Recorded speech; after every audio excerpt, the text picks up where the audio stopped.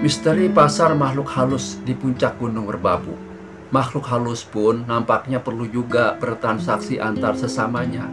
Ada pasar setan yang selalu ramai tiap malam di puncak Gunung Merbabu. Apakah hanya isapan jempol belaka? Oh, tentu tidak jawabnya. Pasar setan, sepertinya perkataan ini sangat naif didengar di telinga kita, tapi fenomena ini sudah lama beredar di masyarakat yang tinggal di lereng Merbabu, salah satu gunung yang sangat dikeramatkan di tanah Jawa. Konon di puncak ada, barangkali juga di salah satu bagian gunung ini terdapat apa yang dinamakan pasar setan. Benarkah begitu? Ini cukup membuat penasaran. Selain Merbabu, ternyata ada banyak gunung angker lainnya juga di Indonesia. Tim Mapala, mahasiswa pecinta alam dari salah satu perguruan tinggi swasta di Jakarta Barat, telah mencoba memastikan tentang keberadaan pasar setan di puncak Merbabu itu. Pada tanggal 29 Maret 2001, rombongan Mapala berangkat. Tim tersebut berjumlah 9 orang. Mereka adalah Rudi, Irwan, Jimmy, Edwin, Rahmat, Thomas, Amin, Ridwan, Sutrisno. Mereka tergabung dari berbagai fakultas. Berang-berang makan ketupat, berangkat. Pada tanggal 30 Maret, saat matahari terbit di langit ufuk timur, kami telah sampai di kaki Gunung Merbabu. Alhamdulillah, perjalanan berlangsung sangat lancar tanpa aral melintang. Sebagai langkah pertama, kami mulai beradaptasi dengan penduduk di sekitar kaki Gunung Merbabu yang sebagian besar masih berbahasa Jawa Jawa Totok. Maksud tujuan kami beradaptasi yang terutama adalah untuk mengetahui informasi seluk-beluk tentang kepercayaan adanya pasar setan di puncak Merbabu sana. Tak banyak hal yang berhasil kami sadap sekaitan fenomena tersebut. Yang pasti, seusai memperoleh berbagai informasi tentang segala sesuatu di Merbabu, kami membuat rencana pendakian. Sambil menyusun rencana pendakian, untuk melepas lelah, kami istirahat 1 hari 1 malam. Baru pada paginya, tepat jam 8, kami mulai mendaki. Kondisi tim saat mendaki tak jauh bedanya dengan TNI ketika latihan perang. Ketika kami sampai di sebuah desa yang menurut warga setempat disebut Ketong Songo, kami menemui kejadian yang ganjil. Kenyataan ini membuat kami sangat penasaran. Ketika berada di area ini, kami bertemu dengan jasad lelaki yang telah meninggal. Posisi mayat tersebut dalam keadaan semedi. Anehnya, tubuh lelaki ini sama sekali tidak menebarkan bau busuk. Hanya pakaiannya yang nampak lusuh dengan tubuh tampak kering kerontang. Benarkah apa yang telah kami lihat? It's true, ini benar. Kasat mata nyata adanya. Semua anggota tim melihatnya.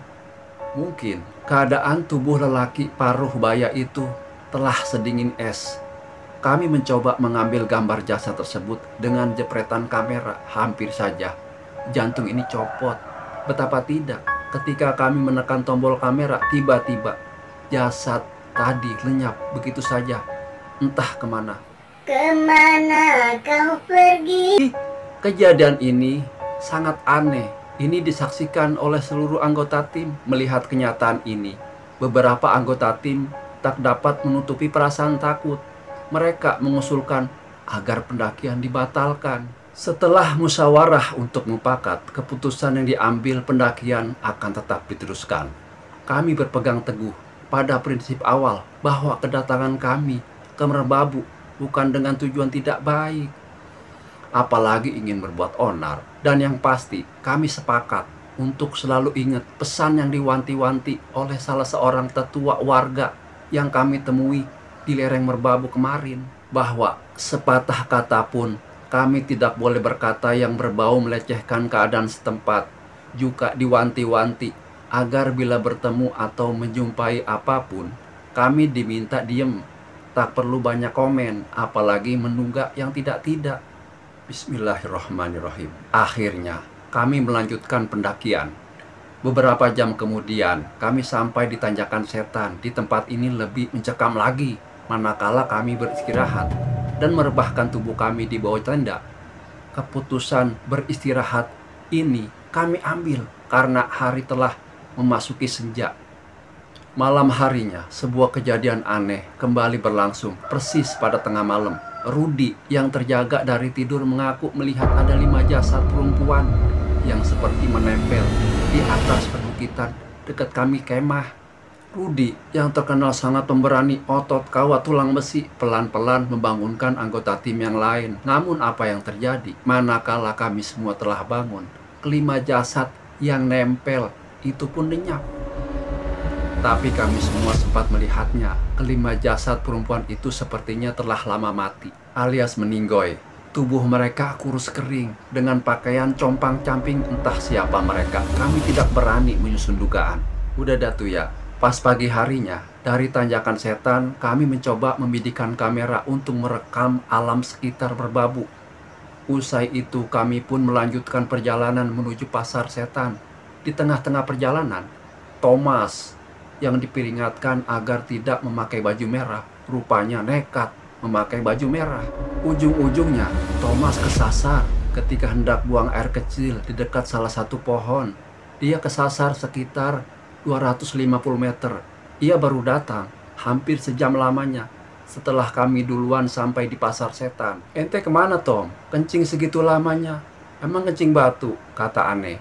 Pasar setan sebenarnya tidak ada yang istimewa dengan tempat yang berjuluk menyeramkan ini, terutama pada siang hari. Secara kasat mata, semuanya tampak biasa-biasa saja. Hanya bentangan perbukitan dengan pohon-pohon besar dan kecil, juga semak belukar yang rimbun. Namun, ketika malam hari tiba, semuanya berubah. Perubahan tersebut terjadi pada suhu udara yang mendadak sangat dingin. Begitupun keadaan di tenda-tenda kami, yang tak jauh dari titik lokasi, sekitar 300 meter. Dan malam itu, sepertinya kami mendengar sebuah keramaian. Dengan sistem separuh tim atau separuh anggota, kami mastiin arah keramaian tersebut. Ternyata setelah kami lihat dari atas, di bawah kami nampak suasana sebuah pasar. Tepatnya berada di tanjakan setan yang telah kami lewati senja tadi. Astagfirullahaladzim, bagaimana bisa kenyataan ini terjadi dalam kebenaran yang sesungguhnya? Kami hanya diem, sejuta bahasa. Kami berkeinginan memberanikan diri memasuki pasar setan itu. Tapi untuk menuju ke sana pada malam hari, jelas tidak mungkin. Di samping medannya yang cukup berat, juga kemungkinan adanya resiko gaib. Akhirnya, kami hanya bisa memandang pasar setan dari kejauhan. Sekitar 20 menit kami kembali ke tenda. Anggota tim yang sejak tadi berada di tenda ingin tahu juga tentang keberadaan pasar dedemi tersebut. Setelah beberapa jam kemudian, anggota tim kedua ini kembali ke tenda. Mereka menyatakan jika pasar itu masih ada. Suara keramaian pasar tersebut tidak kedengaran lagi, manakala tim Mapala menyalakan api unggun. Pagi harinya, setelah penasaran dengan keadaan semalam, kami turun dan mendatangi lokasi pasar setan tersebut. Sesampai di tempat tersebut, kami tidak menemukan apapun, jangankan bekas sampah dari berbagai jenis makanan yang mereka jual. Gubuk dan barak-baraknya pun tidak ada, apalagi gerobak bakso. Padahal semalam kami melihat pasar tersebut sangat lengkap. Ada yang jualan es, ada yang jualan bakso, ada yang jualan soto, ada yang jual sayur-sayur, dan sebagainya. Menurut keterangan warga setempat, keberadaan pasar setan tersebut memang ada, dan ini sudah tidak asing lagi bagi warga yang mukim di lereng Merbabu. Sementara itu, menyangkut 5 jasad wanita yang nempel di perbukitan yang waktu malam-malam mereka pada lihat, dan seseorang yang mati dalam posisi semedi yang waktu pas dia baru sampai, yang baru pas mendaki itu. Beberapa warga setempat menyatakan bahwa sebenarnya di pasar setan tersebut sering menelan korban. Namun kejadian tersebut sengaja dirahasiakan oleh warga setempat, karena bila mereka membocorkan rahasia tersebut, pasti akan nerima musibah, entah sakit, entah meninggoy. Makanya mereka lebih menyayangi nyawa mereka daripada membocorkan rahasia. Konon kebanyakan korban menimpa pada orang yang bermaksud mencari pesugihan atau orang yang tidak izin ketika hendak memasuki pasar setan. Makanya warga selalu mengingatkan para pendatang, pendaki, atau pencari pesugihan. Agar sebelum memasuki lokasi merbabu harus memberi salam terlebih dahulu. Cara ngucapin salamnya bagaimana, Bang? Begini aja. Assalamualaikum ya ahlul wilayah.